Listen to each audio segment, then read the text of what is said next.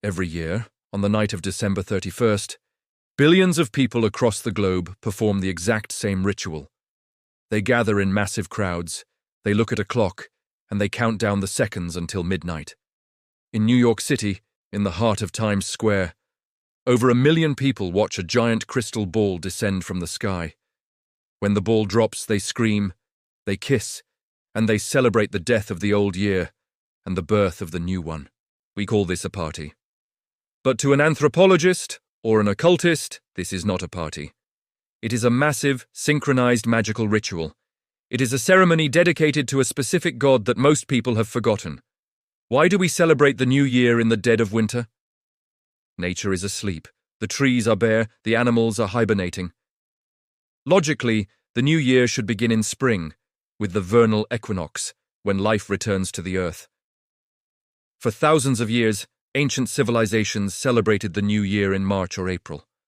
So, who moved the date to the middle of the darkness? And why? The answer lies in the name of the month itself, January. It is named after Janus, the ancient Roman god of beginnings, endings, and transitions. Janus is the most terrifying god in the Roman pantheon because he is the only one who looks two ways at once. He is depicted with two faces. One face looks back into the past. The other face looks forward into the future. He is the god of doorways, the god of gates, the god of portals. And in the ancient mystery schools, Janus held the keys to the universe. Today, we are going to investigate the forbidden origins of New Year's Eve. We are going to decode the symbolism of the ball drop, the old man time, and the baby. We are going to explore the connection to Saturn, the god of time and harvest, who demanded blood sacrifice during this season. And we are going to ask the question, is New Year's Eve actually a ritual to reset the time loop of our reality? To understand the power of Janus, you have to understand what a portal meant to the ancients. A portal wasn't just a door, it was a liminal space, a space between worlds. When you stand in a doorway, you are neither inside nor outside. You are in a state of chaos. Janus was the keeper of this chaos. He controlled the flow of time. The Romans believed that if you did not appease Janus on the first day of the year, the rest of the year would be cursed. They offered him honey, cakes, and wine. But in the older, darker days, the offerings were different. The Vatican, which is built on the ruins of Rome, absorbed the cult of Janus. Look at the keys held by St. Peter in Catholic imagery, the gold key and the silver key. These were originally the keys of Janus, the keys to the solstices, the keys to the gate of gods and the gate of men. By celebrating New Year on January 1st, we are unknowingly participating in a Roman ritual to open the gate of Janus. But there is another deity hiding in the shadows of this holiday, Saturn. Before January 1st became the standard, the Romans celebrated a festival in late December called Saturnalia. Saturnalia was the festival of the Golden Age. It was a time of lawlessness. Slaves became masters, masters became slaves. Gambling, drinking, and chaos ruled the streets. Saturn, or Cronus in Greek, is the god of time. He is often depicted eating his own children. This represents time devouring everything it creates. Minutes, hours, years, all swallowed by the abyss. Look at the personification of the old year. We call him Father Time. He's an old man with a long white beard carrying a scythe and an hourglass. This is not a cute cartoon character. This is the Grim Reaper. This is Saturn. At midnight, Father Time dies, and the New Year baby is born. This is the ancient cycle of sacrifice. The old king must die so the new king can reign. In ancient Carthage and Rome, this wasn't a metaphor. It was a blood ritual. Now let's look at Times Square, the center of the modern world. The name itself is significant. Times Square. It is a temple dedicated to the god of time. At the center of this temple, a massive object descends. The ball. Why a ball? Why not a star? Why not a bell? The ball represents the time ball used by navigators in the 19th century to set their chronometers. But deeper than that, the sphere represents the monad, the totality of the universe. Or, if you subscribe to the Masonic theories, it represents the all-seeing eye descending onto the pyramid of the crowd. The ball is made of Waterford crystal. It refracts light. When it drops, millions of people focus their consciousness on a single point in space and time. They count down. 10, 9, 8. This is a hypnotic induction, a mass trance. When the count reaches 0, the energy of the crowd is released, a massive burst of emotional energy. Occultists call this raising the cone of power. Where does that energy go? Does it just dissipate, or is it harvested? There is a theory that the New Year ritual is designed to reset the matrix. We talked about the phantom time hypothesis in the last video. We questioned the year, but what if the year itself is a prison? The ancients viewed time as cyclical, a wheel, the wheel of samsara. The goal of the mystic was to break the wheel, to stop the cycle of reincarnation and time. But the ritual of New Year's Eve does the opposite. It reinforces the wheel. It celebrates the fact that we have completed another loop and are starting the same loop again. We make New Year's resolutions. We promise to be better. We promise to change. But statistically, 90% of resolutions fail by February. Why? Because a resolution is a contract, a vow. By making a vow to the god of Janus at the moment of the transition, we are binding ourselves to the timeline. We are consenting to stay in the simulation for another rotation. Let's look at the astronomy. The star Sirius plays a huge role in secret societies. In many esoteric traditions, Sirius is the hidden sun behind our sun. On New Year's Eve at midnight in the northern hemisphere, Sirius reaches its highest point in the sky. It is the culmination of the dog star. The ancient Egyptians based their calendar on Sirius. The Freemasons based their rituals on Sirius. Is the countdown at midnight actually a ritual of alignment with this star system? And what about the fireworks? We are told they are just for fun, to scare away evil spirits. But fire has always been the medium of the gods. The explosions, the smoke, the lights. It mimics a war.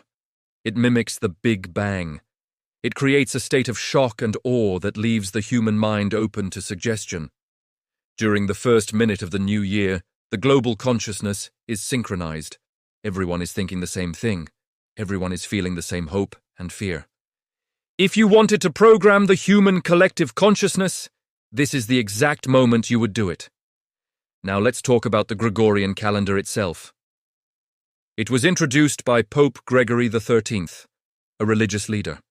The calendar is a grid placed over nature. It disconnects us from the real time of the moon and the sun. In the natural world, a month is 28 days. The moon cycles 13 times a year. But the Gregorian calendar forces us into 12 unnatural months of varying lengths. 30 days has September, April, June, and November. All the rest have 31. It is a chaotic rhythm. It creates a dissonance in the human biorhythm. By celebrating the start of the year on January 1st, we are celebrating the artificial grid, not the natural world. We are celebrating our disconnection from nature. This is why so many people feel depressed in January. The January blues. It isn't just the weather, it is a spiritual hangover. We have expended all our energy in a ritual that feeds the system, not the soul. There is a terrifying concept called the cube of space. In ancient cosmology, Saturn is associated with the cube, the black cube.